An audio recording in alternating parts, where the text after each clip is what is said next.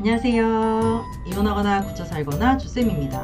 바람 피운 사람들, 자기가 뭐가 잘나서 바람을 피우는 것처럼 너도 나가서 바람 펴. 너도 나가서 딴 사람 만나. 왜 나한테 이렇게 집착이야. 막 이러면서 자기의 부도덕함, 자기의 그런 충실하지 못함을 배우자가 못나서 그러는 것처럼 막 덮어 씌우잖아요.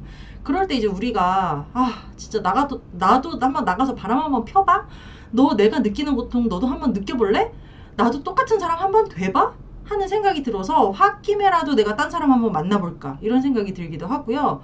한편으로는 내가 사랑하던 사람이 밖에 나가서 딴 사람을 보고 있다고 생각을 하면 내 전부를 잃어버린 것 같고 마음이 허해지고 나는 이제 더 이상 사랑받을 수가 없는 사람인가? 나도 누군가가 나를 온전하게 사랑해줬으면 좋겠다. 나도 사랑받고 싶다라는 생각이 들어서 다른 대상을 막 찾고 싶은 욕망이 생깁니다. 그래서 맞바람 한번 펴볼까? 나도 한번 딴 사람 만나볼까? 하는 생각이 들기도 하는데요. 제가 상담하면서 맞바람 펴본 분들, 맞바람을 시도해본 분들, 아니면 본인이 이미 바람을 피고 있었는데 배우자가 바람 피운 거를 알게 된 분들, 이런 사람들 얘기를 듣다 보면 맞바람을 피운다 한들 그렇게 행복해지지 않는다는 것을 알 수가 있었습니다. 그래서 오늘은 맞바람을 피워도 행복해지지 않는 이유에 대해서 이야기해 보겠습니다. 구독과 좋아요 눌러주세요. 첫 번째는 맞바람을 피울 위인이 못 된다는 데 있습니다. 바람을 피우고 싶다고 해서 다 피울 수 있는 게 아니잖아요. 그렇게 딱 맞는, 나의 니즈가 딱 맞는 사람을 만나기도 너무 어려울 뿐더러 바람에서 가장 중요한 거는 내가 왁구가 잘났고 성격이 좋고 뭐 매력적이고 이거보다는 충동성과 쾌락 추구성에 있는 것 같거든요. 그래서 내가 불륜에 많은 위험이 따름에도 불구하고 그 위험을 감수하면서 쾌락을 추구할 수 있는 그런 되게 용감함, 충동성 같은 게 있어야 이게 불륜으로 이어지는 거지. 내가 누군가를 만나고 싶다고 해가지고 다 만나지는 건 아니더라고요. 불륜에는 많은 위험이 따르죠. 내 배우자에게 들켜서 가정이 풍비박산이 날 수도 있고요. 상대방 배우자에게 들켜가지고 상간자 소송 당하고 막 머리채 뜯길 수도 있는 거고요. 주변에 있는 누군가에게 들키면은 개망신 당할 수도 있고요.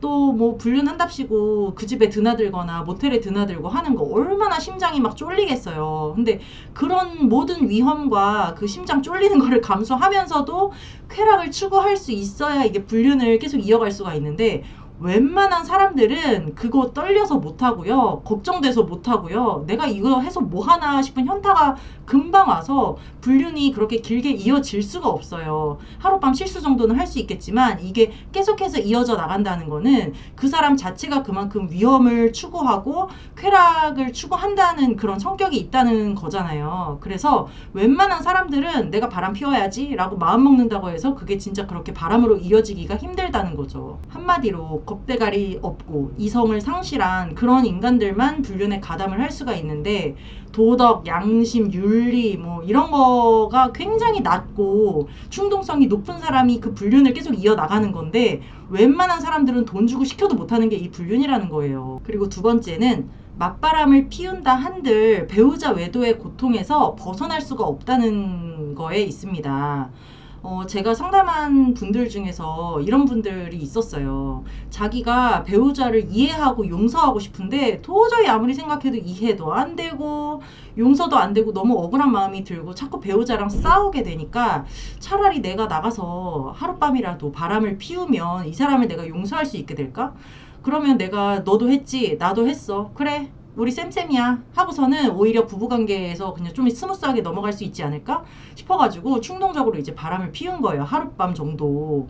그런데 그거를 하고 나서 너무너무 자괴감이 들고 이거 할 짓 못하는구나 싶고 오히려 자기가 하룻밤 다른 사람이랑 밤을 지내고 보니까 오히려 배우자가 더 이해가 안 되더라는 거예요. 아니 나는 한 번 하고도 이렇게 더러운 생각이 들고 막 걱정이 되고 애 생각이 막 나고 해가지고 이거 내가 정말 시켜도 못할 것 같은데 어떻게 내 배우자는 이 짓을 그렇게 수없이 했을까?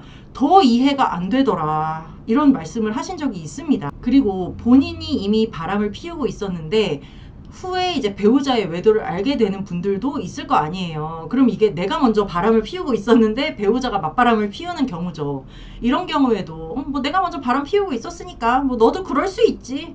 라고 할 것 같지만 막상 당사자는요, 내 바람은 내 바람이고 배우자 바람은 배우자 바람인 거예요. 그래가지고 나도 배신 때리고 바람 피우고 있었어도 배우자가 외도했다는 사실을 알면은 눈깔이 막 더 뒤집어지고 더 분노하게 되고 배우자를 못 잡아먹어 안달하게 되더라고요. 그래서 많은 분들이 내가 이미 바람을 피우고 나에게도 파트너가 있었는데 배우자가 바람 피우는 걸 알게 됐다. 그러면은 그냥 우리 일반적인 상식으로는 그래 너도 바람 피우고 나도 바람 피우고 서로 쇼윈도로 살자 이렇게 쿨하게 살 수 있을 것 같지만 막상 배우자 바람을 멈추게 하려고 쫓아다니면서 내 바람을 정리하게 되는 경우도 생각보다 많았습니다. 그래서 나도 맞바람 피우고 상대방도 바람 피우고 이렇게 한다고 해서 상대방 그 배우자의 바람에 신경을 끌 수 있게 되거나 배우자 바람을 용서할 수 있게 되고 이해할 수 있게 되고 그런 게 전혀 아니더라고요. 그래서 맞바람을 피운다고 해서 내가 그 배우자 외도의 고통에서 벗어날 수 있다는 착각을 하시면 안 되겠습니다. 오히려 이게 내 바람, 네 바람이 퉁쳐지는 게 아니라 내 바람은 또 내 바람 문제고 네 바람은 네 바람 문제고 오히려 문제가 2배가 되어서 더 골치 아프게 되는 분이 많았어요. 그리고 세 번째는 맞바람 하는 그 나의 불륜 상대가 과연 좋은 사람일까 하는 겁니다. 우리가 유부남 유부녀인 거를 알고 우리랑 만나는 사람이라면 그 사람이 과연 좋은 사람일까? 내가 유부녀인 거를 알면서도 만나는 저 사람이 과연 제대로 정신머리가 박힌 사람일까? 아닐 확률이 더 크다는 거죠. 멘탈 멀쩡한 사람이고 정상적인 사람이면 유부남 유부녀를 안 만날 거 아니에요. 근데 내가 바람 피우는 거, 내가 불륜인 거를 알면서도 저 사람이 나를 좋다고 한다? 그러면 일단은 위험한 사람일 가능성이 더 큰 거죠. 그래서 막상 이렇게 만나고 서로 좋다 물고 빨고 할 때는 막 서로 사랑한다 뭐 별도 달도 따다 줄 것처럼 막 굴다가도 이 불륜은 끝날 때 정말 더러워지는 거거든요. 물론 둘이 좋다고 만나서 사귈 때는 너무너무 좋은 사람일 수가 있는데 헤어지자고 할 때 내가 이 사람에게 이별 통보를 했을 때 이 사람이 과연 깔끔하게 딱 떨어져 나가줄 것이냐, 그거는 정말 장담할 수가 없는 거예요. 이 사람이 내 약점을 잡고 쥐락펴락하면서 계속해서 나를 협박하면서 불륜을 이어가자고 할 수도 있고요. 내 배우자에게 알린다고 막 협박해서 내 가정을 파탄내게 할 수도 있는 사람이거든요. 그래서 내가 유부남 유부녀인 거를 알면서도 나를 만나는 사람, 나를 사귀는 사람, 어떻게 보면 정말 위험한 사람이죠. 바람 피우는 배우자보다도 더 위험한 사람이고 나의 적이 될 수 있는 사람인 거예요. 결론적으로 외도 상대, 불륜 상대는 99%다 위험한 사람이라는 거죠. 저한테 상담하러 오시는 분들 중에 내가 이렇게 바람을 피우고 있었는데 이제 나도 외도 다 정리하고 싶다. 어떻게 정리해야 될지 모르겠다라고 하는 분들도 간혹 있으세요. 그만큼 이 외도라는 것은 자기가 바람을 피우면서도 자기 스스로를 무너뜨리는 일인 것 같아요. 이러면 안 되는데 하는 거를 우리는 너무 잘 알고 있잖아요. 이러면 안 되는데 이러면 안 되는데 하면서도 자기의 충동성을 못 이기고 자꾸 불륜을 하게 되는 거잖아요. 그러니까 자기 상이 더럽혀질 수밖에 없어요. 아, 내가 왜 또 그랬을까? 막 자책하게 되고요. 자기 자존감이 점점 낮아지는 거죠. 그래서 우리가 나 스스로 갉아먹는 일에 이렇게 가담하기보다는 그냥 떨쳐 일어나서 배우자 외도를 멈추게 하는 것이 내 정신건강에도 좋고 이 일을 해결할 수 있는 방법인 것 같습니다. 맞바람은 결코 배우자 외도의 해결책이 아니라는 거죠.